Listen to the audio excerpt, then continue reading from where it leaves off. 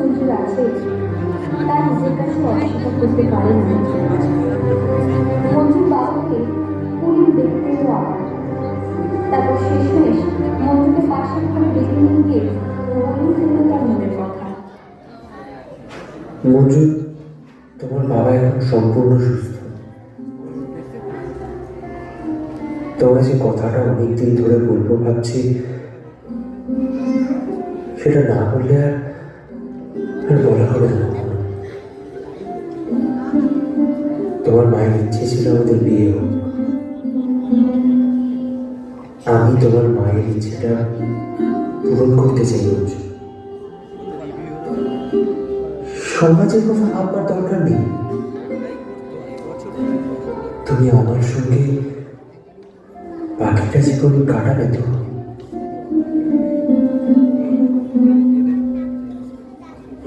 কিছু বলো মঞ্জু। আচ্ছা, তোমার ভাববার সময় দিলাম।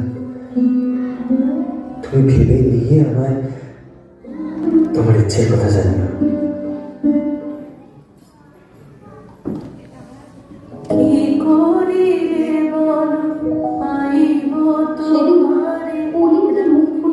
বলতে পারেনি মঞ্জু।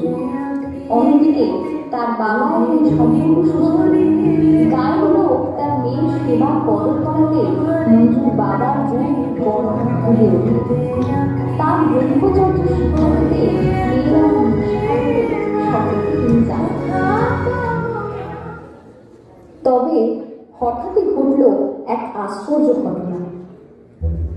স্ত্রীর মরণের পরে সবে মাত্র 11 মাস হবে, গুজব গেল শোনা ওই বাড়িতে ঘটক করে আনা গোনা।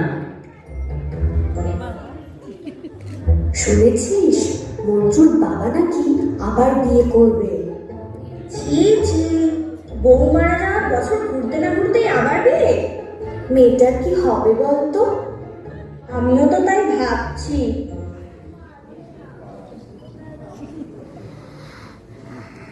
গ্রামবাসীদের সব কথা আড়াল থেকে শুনল মঞ্জুরিকা। তারপর থেকে মঞ্জুর পায়ের তলার মাটি গেল সরে।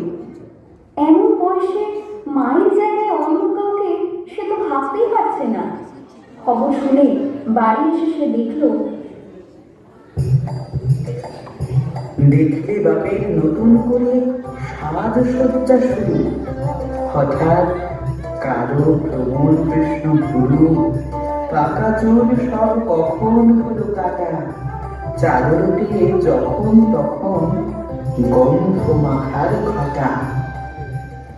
লজ্জা এবং ভয়ে দুই ত্যাগ করে বাবাকে গিয়ে মঞ্জু বলল, বাবা, তুমি কি করতে যাবে বিয়ে? আমরা তোমার ছেলে মেয়ে নাতি নাতি যত সবার কথা করবে তুমি নত। মায়ের কথা ভুলবে তবে? তোমার ক্রান্তি এত কঠিন হবে? শোনো মা মঞ্জু, স্ত্রী ছাড়া যে গৃহকর্ম অপূর্ণ রয়ে যায় মা। থেকে মহাভারত সব জায়গাতেই তো একই বিধের রয়েছে। ধর্মের পথ বড় কঠিন, সেই পথে চলতে হবে না? থাকো তোমার ধর্ম নিয়ে, আমি চললাম। কদিন যেতে না যেতেই বিয়ের কেনাকাটায় ব্যস্ত হয়ে পড়লেন মঞ্জুর বাবা। অনেক জোগাড়জান্তি সারার পর অবশেষে বিয়ের দিন এলো এগিয়ে। বিয়ের 3 দিন আগেই মঞ্জুর বাবা পাত্রীর বাড়িতে গিয়ে উঠলেন। বিয়ে হলো সারা। অনেক দূর থেকে বউ নিয়ে বাড়ি ফিরলেন মঞ্জুর বাবা।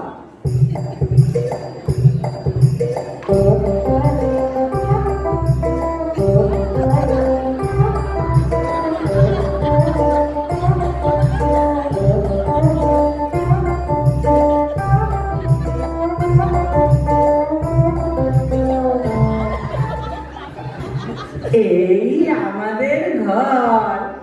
তা তোমার পছন্দ হয়েছে তো? হয়েছে। তা আপনি বলেছিলেন আপনার ঘরে এক মেয়ে আছে, কই তাকে তো দেখছি না। ও হ্যাঁ। তা মঞ্জুর সাথে তোমার আলাপটা এবার করিয়েই দি। মা মঞ্জু, ও মঞ্জু মা, কোথায় গেলি? এই কাগজটা আবার দেখি তো একবার।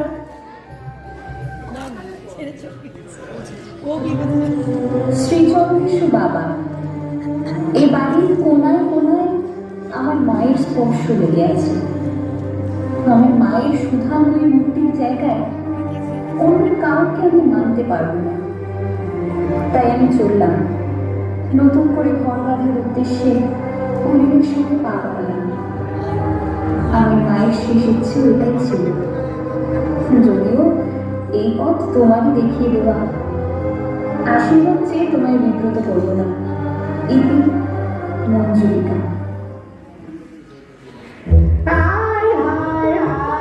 তুই আমার মুখে চুন কালিয়া হাজি।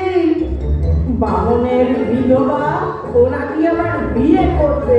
এ কি অদ্ভুত কাণ্ড ভগবান, আমার মাথা কাটা লাগে। এ বিয়ে আমি কিছুতেই হতে দেব না। চলে করবে। কোথায় যাচ্ছেন? দাঁড়ান, আমি যাবো আপনার সাথে।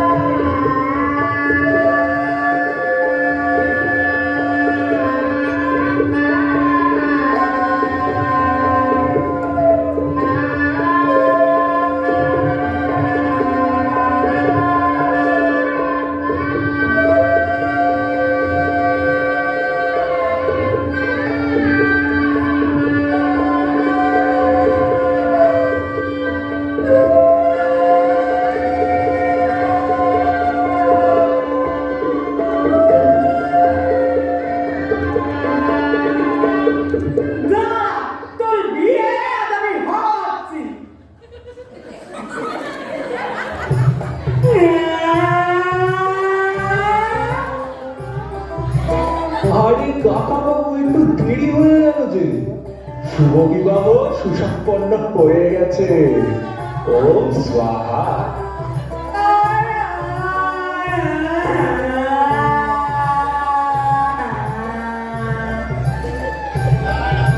বাবা, চুলটা একটু আঁচড়ে দেবে